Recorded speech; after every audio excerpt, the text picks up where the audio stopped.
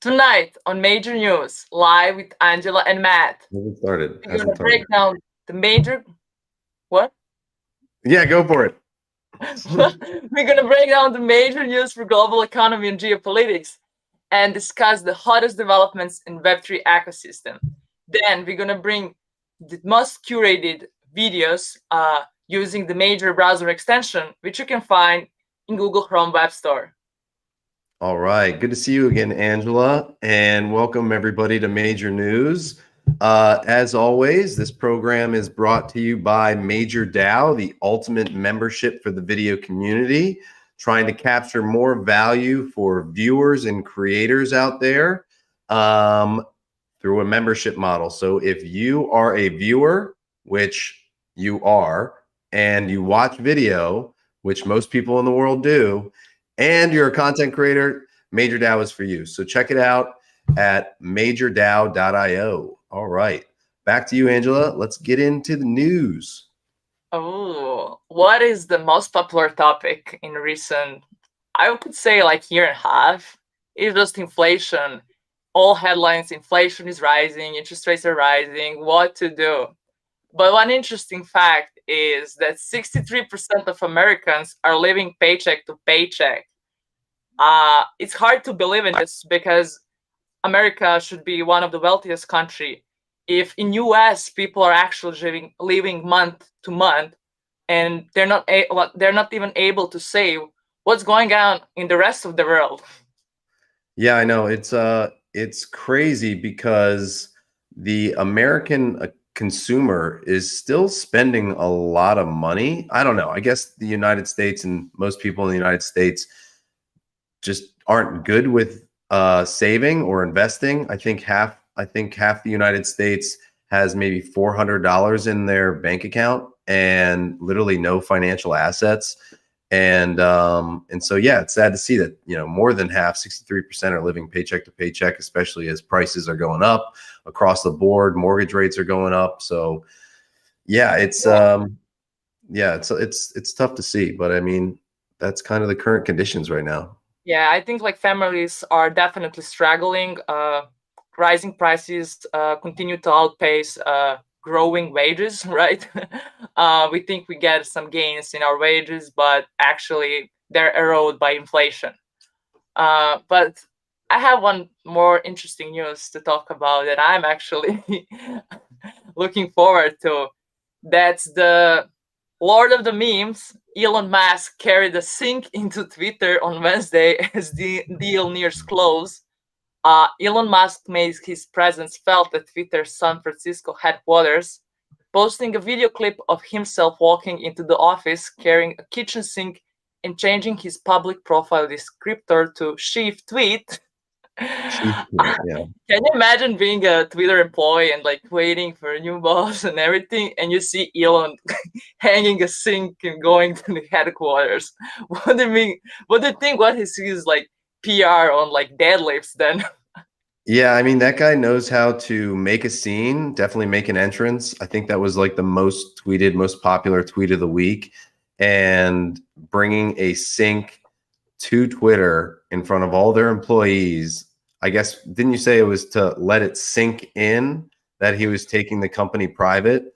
Yeah, if I'm an employee at Twitter, I'm entertained, but I'm also kind of scared for my job because he's probably going to come in hot and just take control, obviously, and maybe cut a lot of jobs.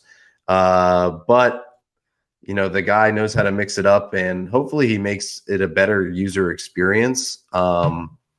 There's a lot of bots. I swear to God, there's so many bots on that platform. Yeah, I don't know if you saw, he was talking how he is gonna implement blockchain strategy, and he was mentioning that he'll use a Dogecoin as a payment confirmation so he can verify if you're not a bot. I'm curious actually, what is he going to do about Twitter and how he's gonna implement Web3 stuff into it. But yeah, let's. Go on. Uh, I, Let's go to the I would next like news to, story. yes, next story.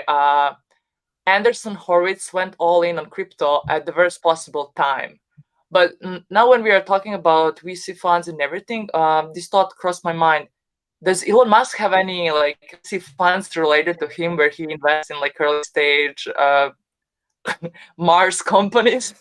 I have no idea. He probably doesn't need it. He's the richest man on the planet. But the Andreessen Horowitz story is pretty good. I mean, they are constantly making waves in the crypto space. I think they've raised a total of maybe $10 billion to focus on crypto in particular. I think they have $1.5 billion with a B dedicated for seed stage companies. And it was just this past year where they raised $4.5 billion for just crypto. And that was their third fund. And so they're deploying a lot of capital. And I think their first fund, what's that story say? It returned over 10x, which is the best performing fund, I think in venture history, or at least definitely for them. And but it's a bearish story overall, right? Because it's saying that now they have to deal with all this uncertainty and regulation that's coming around the corner, and obviously that's going to affect some of their crypto startups and their investments, and the fact that the market is just in the toilet. But at the end of the day, they're extremely bullish about these technologies, and yeah, I think Chris it's Dixon, go Chris on. Dixon is leading this space like forward, and he has a long time horizon. Like some of his critics said that like they just push too far with crypto, and they're not sure like if they can rebalance, and like winter is coming. Maybe crypto winter is already here. It's But I definitely think here. It's definitely yeah, here. I think Chris is right, and like I like his long-term perspective. He was early in blockchain technology, and he was like earliest evangelist talking about how blockchain can change everyday lives and implement in businesses. But they Yeah, faced a lot of problems with like a lot of companies they invest face like harsher regulatory from SEC and other government offices, I guess. One of the stories and headlines is that SEC probing Bored Ape creator Yuga Labs over unregistered offerings. It's interesting to see that they're now going after the biggest NFT company, I guess. They ship the Bored Ape Yacht Labs, ApeCoin, Kernel Club, and I'm curious how this is gonna unfold in the future. And are they gonna actually like accuse them? It reminds me of BlockFi and their 100 million fine like last year. yeah. The SEC is coming in hot for the space, and there's a big topic of whether these tokens are securities or not. I don't know if this is really going to affect Yuga Labs when the SEC has come out in the past for accusing some of these previous ICOs, so the initial coin offerings that happened in 2017. Some of the companies that launched those for fundraising purposes um, were were slapped on the wrist essentially about saying that you had an illegal securities offering and you weren't exactly decentralized. This is and they sorry, I'm getting some feedback in the microphone. And then but they just I think there was like a $24 million fine, right? But these companies raised $2.5 billion or something to the tune of so much capital that when you get hit with these fines from the SEC, it's really to deter the overall market from doing some of these things. I don't see how Yuga Labs was a securities offering. They offered digital art, and it's clearly artwork. And just because it makes people money or went up in value, you can't just call that a security. And then they actually have a product and a metaverse, right? So the other side. And so that's where their ape coin is supposed to be used. And so Was that the securities offering? And we'll have to see. I'm not super tuned in into the Bored Ape Yacht Club ecosystem, but it looked like they did it right because they launched it to members, so people who had their NFTs first, and they had a pretty large following, right? And so they seem pretty decentralized, although I think Yuga Labs is, yeah, and Yuga Labs raised $450 million or something like that. Yeah, they're backed by big VC firms, and I guess they have access to the best lawyers, security lawyers. So it will be interesting to see what will happen, definitely. Yeah, the SEC is just trying to pull out all stops right now to try to get their arms around this space and calling everything a security, especially using 1943 regulation, the Howey test. And so it's needs to get updated. I don't think they even have the bandwidth to come after. Like, think about it. When somebody launches an NFT, somebody can just write some code, deploy a smart contract to Ethereum. And how are they supposed to stop developers in their basement all over the planet, right, launching these things? You just can't. And once it's on the blockchain, you can't stop anybody from engaging with it. And so I think it's a big waste of taxpayer money. I know that for sure. But it's also, it hurts the development of this technology, especially in the country. If startups have to evade these crazy regulations, they have to go elsewhere, and it just hurts, the financial innovation happening in the U.S. So it's sad to see. I wish the SEC would get real. That's interesting. But let's jump over to Reddit. The Reddit story is actually even more awesome because, to me, I guess just to fill everybody in, so Reddit launched their avatars, so an NFT profile picture avatar to their users. They've got 50 million monthly active users on the platform, so a lot. And I think they raked in $350 million in just a couple weeks. And these things are still trading on the secondary market and still driving revenue for Reddit, the company. But yeah, isn't it crazy that they never mentioned the word NFT? Like, they said collectible really avatars. They never said cryptocurrency, crypto wallet. It's vault. I think it's really great marketing, and for current crypto and economic environment where prices not just of stocks and other assets are down, crypto and NFT especially are down. It's just not favorable to mention NFT to Web2 users, and they onboard a huge number of users without even knowing they're using Web3 technologies, which is awesome if you ask me. No, you hit the nail on the head. I think that's really important because as more of these big tech companies get into NFTs, right, rather than launching their own fungible token, the fungible token, I think I've talked to you about it before, it's disruptive to their existing business models, right? You've got to share revenue with your users. You've got to provide a lot of transparency. And that's just not what a publicly traded big tech company does, right? They need to control versus have it decentralized. But the NFTs are really, really interesting because it adds an incremental revenue stream without disrupting their existing business model. And it's actually onboarding a ton of new users into the space. And as it's just going to accelerate adoption. So sooner or later, these people are going to either learn how to use a wallet, or the onboarding and user experience of these companies are going to get much better where you're not going to have a wallet. A third party might manage your private keys. Personally, I think self-custody is really, really important and one of the foundations of digital assets and crypto.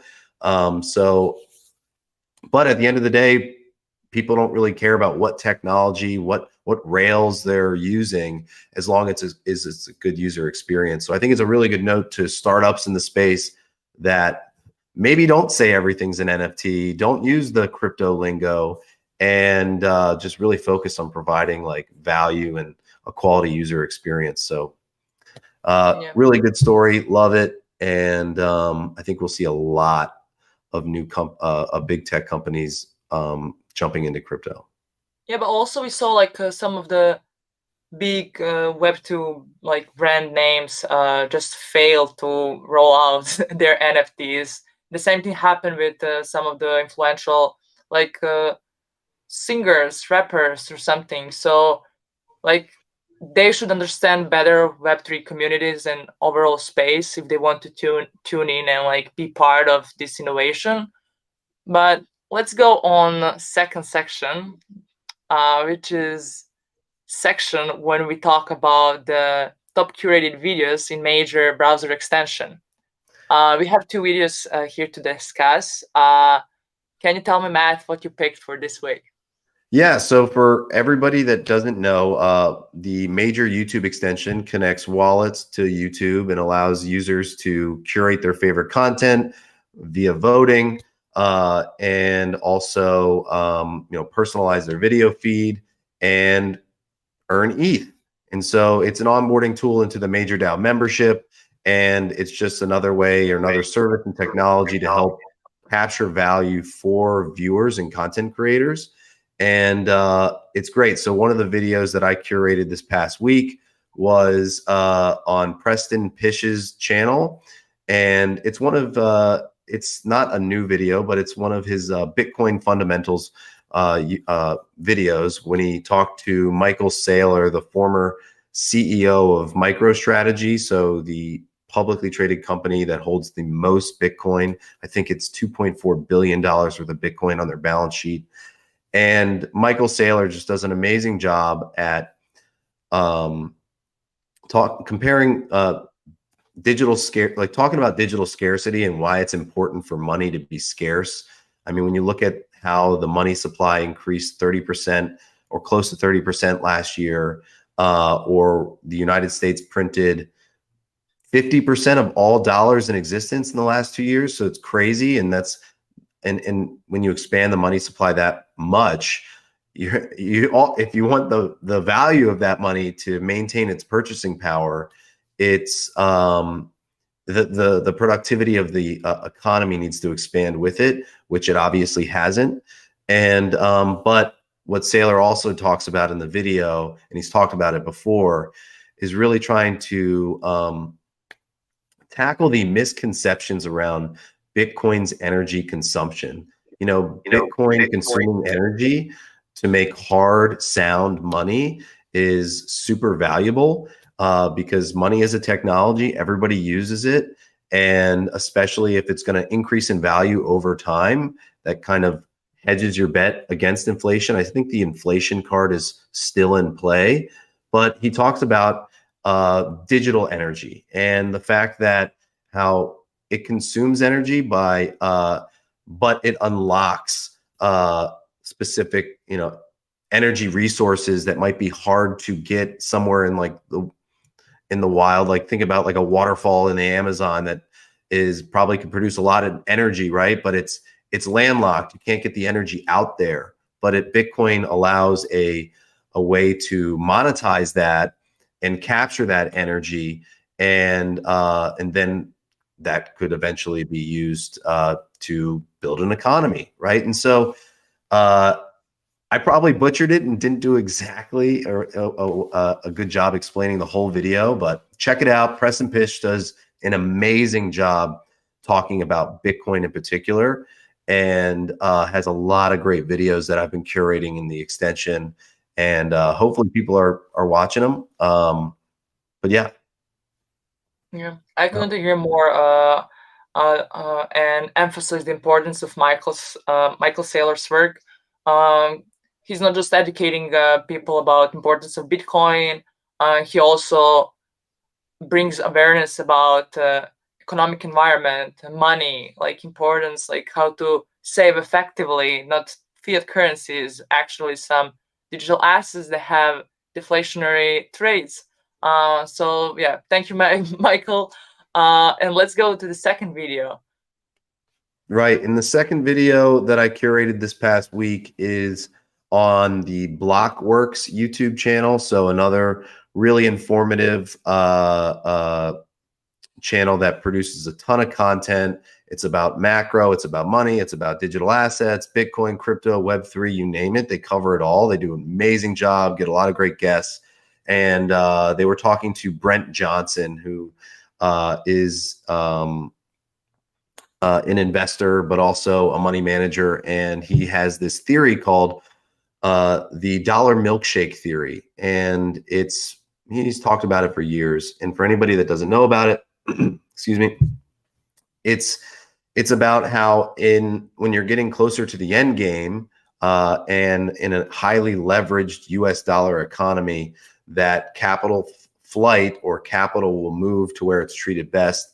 And ultimately, dollars and value will go into the United States, into the US dollar, which causes the dollar to increase compared to other fiat currencies. And so we're seeing this happen in real time as the United States and the Fed tighten, and everybody else has to tighten with them. Because when you think about how the $1 is the reserve currency, it's probably not going anywhere anytime soon. But a lot of in this highly leveraged world, right, we're drowning in debt. I think the global debt to GDP is close to 300%, maybe 350%. And most of those are dollar denominated debts, which means that you need to service that debt in dollars. And so there's a dollar shortage. And as all the dollars sort of leave and go to where it's treated best, which is the United States, which is hiking rates, it causes people's debt to increase in value. And so when the economy slows down globally, which it is right now,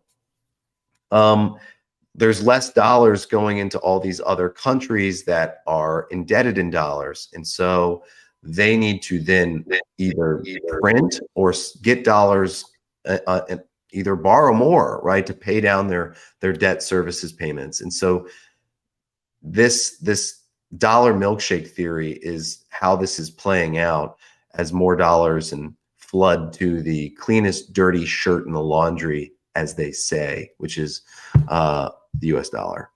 So check it out. Yeah. Great video. Yeah, it's interesting. Like, US is so indebted. There's like not enough like collateral on the planet to cover the debt. Like, I talk with some like financial professionals, and they're like worried. Like, I think we are not aware of what is coming. And people, as we talked about at the beginning of the show, like they live paycheck to paycheck, and interesting time are coming. I don't want to scare anyone. I just want to encourage people to think for themselves and get ready. Yeah, I guess the slogan for the major news show is "Don't trust, verify." You know, we're not real newscasters. We're just highlighting some of the more important news to help people with educating them on, you know, how to save, how to invest, and also, you know, what's happening in the global economy. And then talk about this emerging technology that is digital assets, crypto, blockchain, and whatnot. And so, yeah, don't trust us, verify. We just want to highlight some of this high quality information and help educate the public. Yeah. Thank you guys for being with us. This concludes our live programming for Major News. We want to thank everyone who are watching, and don't forget to subscribe to Major News channel and download the Major extension. All right. Thank you, Angela. And thanks everybody for watching. We'll see you next time. See you, Matt. Bye.